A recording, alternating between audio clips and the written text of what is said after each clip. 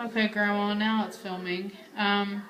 So tell me a story or a memory you have about Uncle Jeff. When he was a little boy, And you can I look don't think right there. he was 2 years old. Uh, he was kind of sort of small for his age. And I dressed him in little blue jeans, and they were zero size. But he always wanted a penny to put in his pocket. So I give him a penny to put in his pocket. And I told him, don't ever put them in your mouth, just leave them in your pocket. And one day he come and he was choking. And it was just me and him home alone. It was before Jan was born. And he was choking really bad. And he just come to me and he and he was just, you know. And I grabbed him up and bent him upside down and patted him on the back. And I turned him up and looked at him, and he turned blue in the face. It scared me. I picked him up. I turned him completely upside down, and with his head hanging down. I mean, I was holding around his little body, and I stuck my finger in his throat, down his throat, like this, you know. And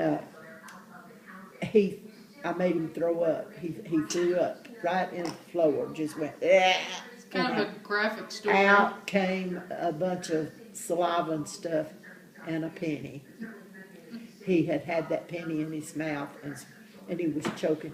And I turned him up and looked at him, and he wasn't blue in the face anymore. You talk about someone relieved. And I just picked him up and loved him, and I said, we're not going to keep a penny in your pocket anymore. Why do you want to keep a penny in his pocket? I don't know. He was just a little boy. He just wanted to carry because his own he money. had jeans like a big boy. That's cute. I guess he'd seen his daddy with change in his pocket, and he wanted some money in his pocket. That's cute. But and you want another real quick? Yeah. Quick one? About Uncle Jeff? Yeah. Yeah. When we first moved there, where we live at 1013 West Hazel in Benton, he was just 18 months old. And we had a dog that was white, and his name was Sport. And I wouldn't let him play. Behind our house was what we called the horse field, and there was a horse or two back there. And but the fence that they had up, it was before we put up a chain link. It was just an old, rusty, kind of falling down kind of fence. And one day he just, I was watching him, but he just went out and he went through that old fence over there at the back of our house, and and was just going, and that dog stayed right with him. I don't guess he tried to get him, but Jeff was just like 2 years old, and I saw him, and there was another house behind us, but it faced another street, and I saw him over there, and he was already on the street, 2 years old, on the street behind us. Back then, they weren't busy street. They weren't a busy street. So I jumped in the car and drove around there and got him. And I said, Jeff, why did you leave the yard? And he said, I was just a following Fort. The dog's name was Sport, but he couldn't even talk very. I was just a following Fort. Did he get in trouble? No, of course not. I just. What about the time Uncle Jeff? Didn't he get hit down, and I'd sit down and talk to him, and I'd say, and I'd cry. The tears would roll down, and we had this little stool. Were you really crying, or were you pretending? Oh, I would cry. Tears would roll. 'cause I think how close it could have been worse, you know. And I sat down and I said, and I pulled him up close to him and I said, Jeff, don't ever do that again. And he said, Mama, don't cry. And he'd pat my face and he'd say, don't cry, Mama, just give me a spanking. Oh, Mama, don't cry, just give me a spanking. he thought you crying was his punishment. Right. That's sweet. Yeah, it was. It was just real. And I've told that story quite a bit.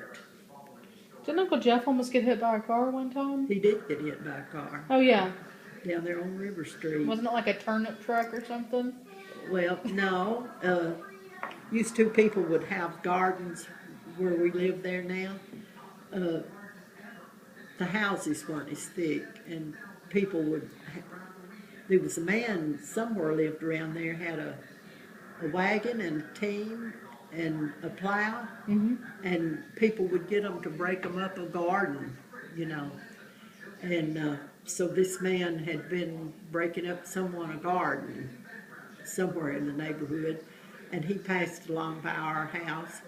And you don't know it, and most kids don't know it, but when you're riding on a wagon, it has a long wooden thing that sticks out the back, and kids, when he'd come up the street, kids would jump on that wooden thing, and they'd get down in the street and they'd jump off, you know. So one day he was just, I think he was about 6 or 7 years old, and he jumped on that, and I didn't see him, and he knew he wasn't supposed to. But when they got down at the end of the street, he didn't jump off. That man made a left turn, his horse and wagon, and so I guess Jeff thought he was getting pretty far away from home. He jumped off. Instead of looking, a car was coming along. The man was in the left lane with his horse and team, wagon, and he just walked right out in front of the car, and it hit him. And But he wasn't hurt. well, we had to take him to the emergency room, and I had to keep him up all night long. And Because he had a concussion? yeah, he had a big knot on the back of his head, about the size of an egg, and it was like blood was oozing from it, you know. And I had to wake him up every 30 or 45 minutes completely awake and ask him things. So Uncle Jeff was a little troublemaker.